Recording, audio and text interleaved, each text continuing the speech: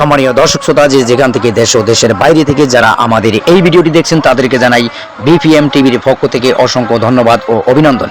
আমি হারুনুর রশিদ। সম্মানীয় দর্শক শ্রোতা, ইতিমধ্যে আপনারা দেখেছেন এবং জেনেছেন হাজার হাজার ভোলার জনতা এবং ভোলার জনগণ বিভিন্ন স্থানে স্থানে আন্দোলন চালিয়েছেন এবং ইতিমধ্যে আমরা দেখেছি বাংলাদেশ জাতীয় প্রেস ক্লাবের সামনে হাজার হাজার জনতা এখানে উপস্থিত হয়েছেন। সম্মানীয় দর্শক শ্রোতা, আসলে এখানে প্রধান উপদেষ্টা ডক্টর মোহাম্মদ ইউনূস স্যারকে উদ্দেশ্য করে এই ভোলার হাজার হাজার জনতা এখানে তাদের দাওয়া দাবি নিয়ে উপস্থাপনা করছেন এবং এখানে যে দাবিগুলো নিয়ে উপস্থাপনা করছেন, এখানে ভোলার গ্যাস ভোলাই চাই, বরিশাল ভোলা সেতু চাই এবং বরিশাল যে মেডিকেল কলেজ হয়েছে এবং বিভিন্ন ঢাকাতে যে মেডিকেল কলেজ হয়েছে, আসলে এখানে ভোলার হাজার হাজার জনগণ একটাই দাবি করছেন, আমাদের ভোলাতে যদি একটি মেডিকেল কলেজ হাসপাতাল হতো তাহলে ইতিমধ্যে ভোলার হাজার হাজার মানুষ দৈনিক প্রতিদিন গড়ে 20 থেকে 15 জন মানুষ মৃত্যু হচ্ছে এই ভোলাতে।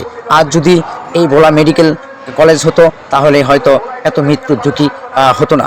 এই দাবিগুলো নিয়ে আসলে জাতীয় প্রেস ক্লাবের সামনে বিভিন্ন স্তরের ভোলার জনগণ এখানে যার যার মন্তব্য করছেন এবং দাবিগুলো চাচ্ছেন প্রধান উপদেষ্টা ডক্টর মোহাম্মদ ইউনূস স্যারের কাছে। সম্মানীয় দর্শক শ্রোতা, আসলে ইতিমধ্যে আপনারা দেখেছেন এই আন্দোলনগুলো নিয়ে বিভিন্ন উপদেষ্টা মণ্ডলী আসলে একটি মিটিং করেছেন। মিটিংয়ের মাধ্যমে এখনও তাদের রেজাল্ট আসেনি, সেই বিষয় নিয়ে আজও তারা জাতীয় প্রেস ক্লাবের সামনে এখানে উপস্থিত হয়েছেন ভোলার হাজার হাজার জনগণ এবং তারা কঠোর হুমকি দিয়ে বলেছেন যে আমাদের এই দাবি দাওয়াগুলো যদি এক সপ্তাহের ভিতরে যদি না দেওয়া হয় তাহলে আমরা কঠিনভাবে এই আন্দোলন চালিয়ে যাব এবং আমাদের ভোলার গ্যাস ভোলাই চাই, বরিশাল ভোলা সেতু চাই, ভোলাতে মেডিকেল কলেজ হাসপাতাল চাই। সম্মানীয় দর্শকরা এমনটাই আমাদেরকে জানিয়েছেন। আমরা শুনি এই ভোলার জনগণের কাছ থেকে।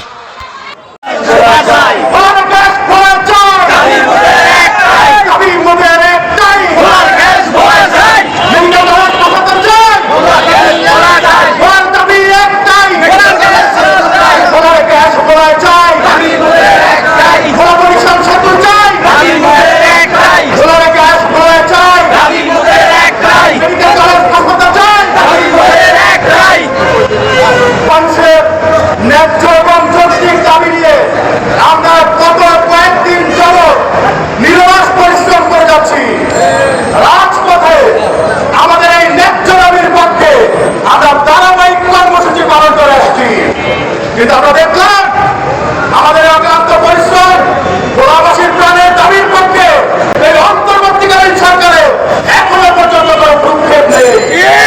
আমরা এই অন্তর্বর্তীকালীন সরকারের উপদেষ্টাদের কাছ থেকে এখন পর্যন্ত ভোলার ন্যায্য দাবির পক্ষে কোনো সুস্পষ্ট রূপরেখা পাইনি। আমরা স্পষ্টভাবে এই অন্তর্বর্তীকালীন সরকারকে জানিয়ে দিতে চাই, ভোলার মানুষের যে ন্যায্য দাবি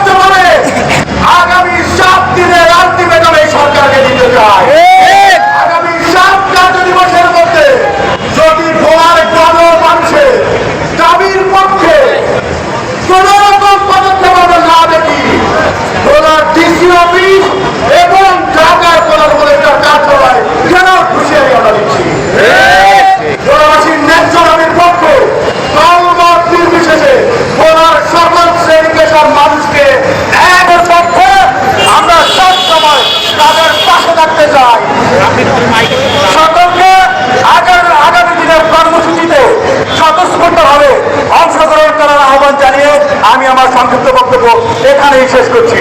সকলকে আন্তরিক ধন্যবাদ এবং কৃতজ্ঞতা। আমি বক্তব্য দেওয়ার জন্য অনুরোধ করব বিশিষ্ট ব্যবসায়ী ওনার কৃতি সন্তান জসিমুদ্দিনকে দেওয়ার জন্য অনুরোধ করছি। ওনার কৃতি সন্তান যেখানে যায় সেখানেই বিপ্লব হয়, ওনার কৃতি সন্তান যেখানে যায় সেখানেই সুনাম করে এবং সেখানে তারা অবস্থানকে স্পষ্ট করে। এই পর্যায়ে বক্তব্য দেওয়ার জন্য অনুরোধ করছি আমাদের ঢাকা মহানগর উত্তরের শ্রমিক নেতা জনাব বাবু পণ্ডিত। সেতু করতে হবে, ওনার মেডিকেল কলেজ সহ কল কারখানা করতে হবে।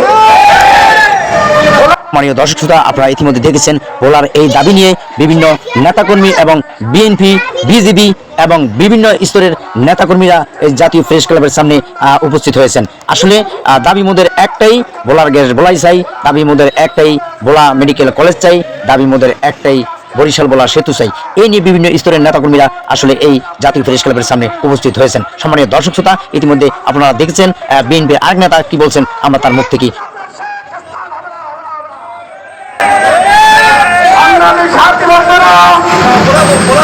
স্বাধীনতা সংগ্রাম ভাষা আন্দোলন এবং 24 দেশের ভেতরে সর্বক্ষেত্রে বলার আপনাদের ভূমিকা ছিল। সেই বক্তব্য শহীদ স্মৃতির মানে সত্তরকে বলতে চাই মেডিকেল কলেজ করতে হবে। বৈষম্যের শিকার আমরা যদি আন্দোলনের মাধ্যমে ফ্যাসিস্টের পতন করতে পারি আমাদের আপনাদের কাছে আমাদের লক্ষ্য আলাদা। আমাদের সড়ক পরিবহন থেকে সচিবালয়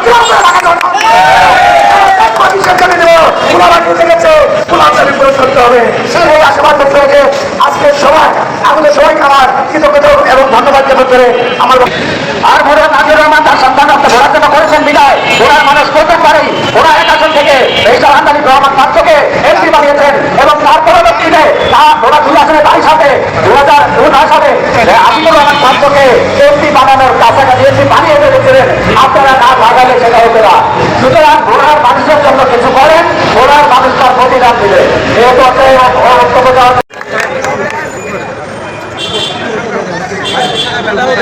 আজকের এই সমাবেশে ভোলা জেলার প্রত্যেকটি জনপদের তরুণ শিক্ষক সবাই জাতীয় প্রেস ক্লাবের ইলিয়াস মাতব্বর আমাদের মাঝে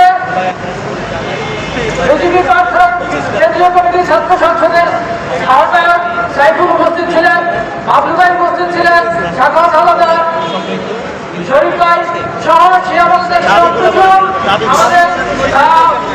ভোলাবাসী উপস্থিত ছিলেন। বলবার কিছু নেই, আপনারা জানেন ভোলাবাসীর দুঃখ দুর্দশার কথা, ভোলাবাসীর চিকিৎসা সংকটের কথা, ভোলাবাসী ন্যায্য অধিকার থেকে বঞ্চিত হয়েছে সেটির কথা। সরকারের আপনি ভোলার চিকিৎসা ব্যবস্থার উন্নতি করে দিবেন। আপনি গ্যাসের যে আমাদের ন্যায্যতা সেটি ফিরিয়ে দিবেন। আপনি আমাদের যে সেতুর কার্যক্রম ভোলা বরিশাল সেতুটি আপনি দৃশ্যমান হওয়ার ক্ষেত্রে পদক্ষেপ নেবেন। আর কোনো বোনকে আর কোনো মাকে আর কোনো বাবাকে আমরা অকালে প্রাণ হাতে দিতে পারি না। আমরা বলে দিতে চাই